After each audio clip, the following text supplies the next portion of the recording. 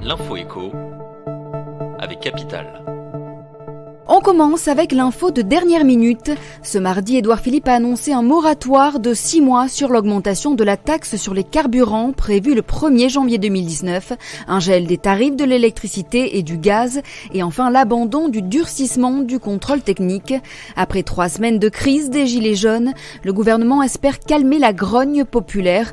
Plus de précisions seront données dans les prochaines heures. Rendez-vous sur capital.fr pour suivre les annonces. Le coup de gueule du jour est poussé par les chômeurs. En effet, le nombre d'arnaques à l'emploi envoyées par email, postées sur les réseaux sociaux ou sur les sites d'annonces ne fait qu'augmenter. Le scénario reste presque toujours le même. Le faux recruteur propose un travail factice au chômeur et lui envoie un chèque dont le montant est supérieur au salaire.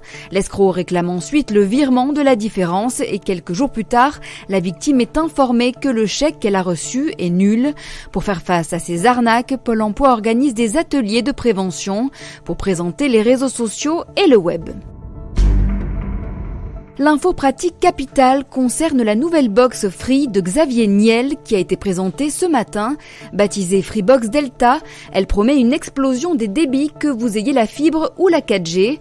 Elle comprend notamment une enceinte connectée, un abonnement Netflix ou encore Alexa, l'assistant intelligent d'Amazon. La Freebox Delta est disponible dès ce mardi pour 49,99 € par mois.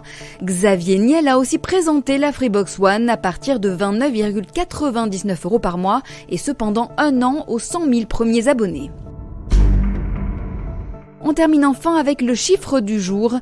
Entre 3 et 4 millions d'euros, c'est ce que pourraient coûter les dégâts engendrés par les gilets jaunes le 1er décembre à Paris. D'après la mairie de la capitale qui a réalisé les estimations, elles ne prennent même pas en compte les dégâts causés au commerce ou sur l'Arc de Triomphe.